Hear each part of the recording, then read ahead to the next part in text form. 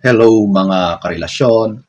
Alam nyo mga ladies, meron kayong mga bagay-bagay na maaring gawin para mapanatili ang iyong kagandahan sa paningin ng iyong partner na lalaki.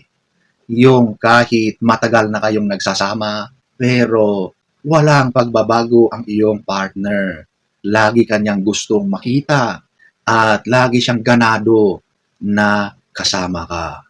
So ladies, kung gusto mong malaman ang mga ito, panoorin mo ito.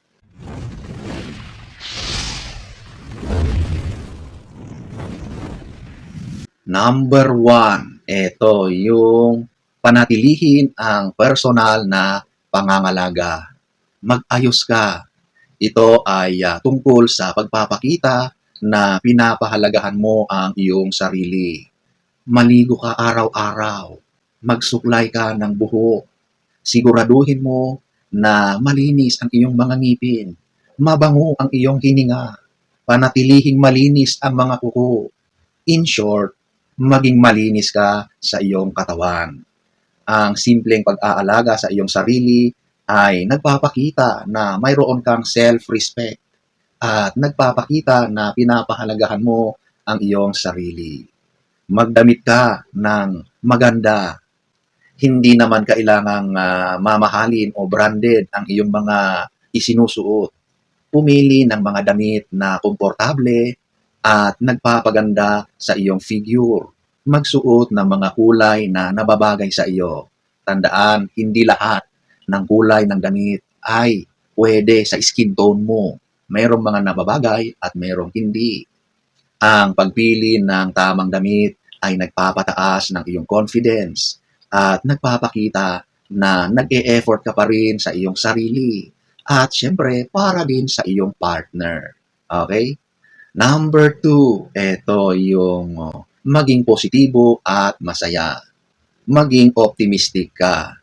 Ang pagiging positibo at pagkakaroon ng sense of humor ay nakakahawa at nakakaakit. Ang palagiang nagrereklamo at negatibo ay nakakapagod at nakakaubos ng enerhiya.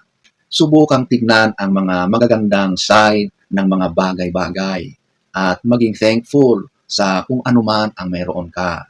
Ang positibong attitude ay nagpapakita na ikaw ay isang masayang kasama at ito rin ay nagpapasaya sa iyong partner.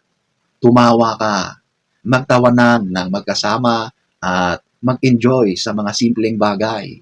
Ang pagtawa ay isang magandang paraan upang mag-bonding at maging peaceful ang iyong pagsasama. Maghanap ng mga bagay na nakakatawa at mag-share ng mga funny moments, mga nakakatawang mga kwento. Ang pagtawa ay nagpapakita na kayo ay compatible at nag-e-enjoy sa company ng isa't isa. Number 3, panatilihin ang intimacy, yung physical touch. Ang mga simpleng gestures tulad ng paghawak ng kamay, pagyakap, at paghalik ay mahalaga. Ang physical touch ay nagpapakita ng intimacy at nagpapadama sa kanya na mahal mo siya, na ninanais mo siya. Huwag kalimutan ang mga simpleng gestures na ito dahil malaking bagay ito sa isang relasyon. Magkaroon din kayo ng quality time. Maglaan ng oras para sa isa't isa nang walang distractions. I-off muna o isang tabi ang mga cellphone. Ang TV, patayin muna at mag-focus kayo sa isa't isa.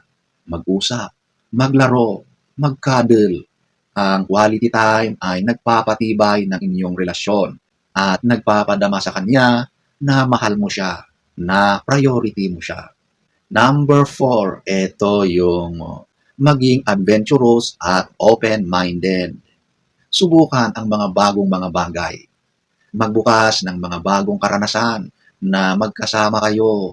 Halimbawa na lang, maghanap ng mga bagong kainan kung saan nandoon yung mga gusto nyo o mga paborito nyo, mga pagkain. O pumunta sa mga bagong mga lugar. Ang paglabas sa inyong mga comfort zone ay nagpapakita na kayo ay adventurous at handang sumubok ng mga bagong bagay. Ito ay nagpapasigla sa inyong relasyon at nagbibigay sa inyo ng mga bagong memories. Maging bukas sa mga idea at suggestion ng bawat isa. Ang pagiging open-minded ay nagpapakita na pinapahalagahan mo ang kaniyang opinyon at handa kang makinig sa kanya. Huwag agad-agad na i-reject ang kaniyang mga opinyon o mga suggestions. Subukang intindihin ang kaniyang perspective. Okay? Number 5, maging totoo sa sarili. Be authentic. Huwag kang magpanggap para lang magustuhan ka. Ang pagiging totoo sa iyong sarili ay nagpapakita na confident ka sa kung sino ka at hindi ka nagtatago. Ang pagiging authentic ay nagpapadama sa iyong partner na kilala ka niya talaga at mahal ka niya kung sino ka. Ipakita ang iyong tunay na personalidad at ang mga kagustuhan, ang mga hiling. Huwag matakot na ipakita ang iyong mga quirks at mga bagay na gustong-gusto mo talaga. Ang pagiging expressive ay nagpapakita na ikaw ay unique at meron kang sariling mga kagustuhan na ikaw ay hindi naiimpluwensyahan ng iba at may sarili kang identity. Number 6, maging independent. Kaya mong mag-decide ng inyong sarili. Ipakita mo na kaya mong gumawa sa sariling desisyon mo. Ang pagiging independent ay nagpapakita na ikaw ay isang malakas at may kakayahang babae. Huwag laging magdepende sa iyong partner para sa lahat ng iyong desisyon at sa lahat ng mga bagay-bagay. Maging financially independent. Kung posible, magkaroon ka ng sariling pinansyal na kalayaan. Ang pagiging financially independent ay nagbibigay sa iyo ng freedom at security. Hindi mo kailangang magdepende sa iyong partner para lang sa iyong mga pangangailangan. At kapag nagawa mo yan, mas nagiging masaya, mas nagiging confident ka sa sarili mo. Number 7, ipakita ang pagmamahal at pagpapahalaga. Kailangan ng mga words of affirmation. Sabihin sa kanya na mahal mo siya at pinapahalagahan mo siya. Huwag mong ipagpalagay na alam na niya ang mga ito. Sabihin sa kanya kung ano ang mga bagay na gusto mo sa kanya at kung bakit mahal mo siya. Ang mga salita ng pagmamahal ay nagpapatibay sa inyong relasyon at nagpapakita na mahal mo siya. Ipagluto mo ng kanyang mga paboritong pagkain o kaya tulungan mo siya sa kanyang mga gawain. Ang paggawa ng mga bagay para sa kanya ay nagpapakita ng pagmamalasakit sa kanya at handa kang mag-effort para sa kanya. Ito ang mga halimbawa, yung ipaglaba mo siya ng kanyang mga damit, yung simpleng paglinis mo ng bahay, o mag-ayos ng kanyang mga gamit. Lahat yan ay pagpapakita ng acts of service. 2,000 years later.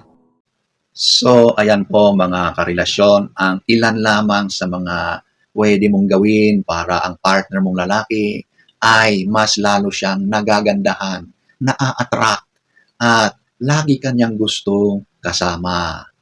So, sana ay nagustuhan nyo ang ating topic for today. Next story time. Don't forget to subscribe.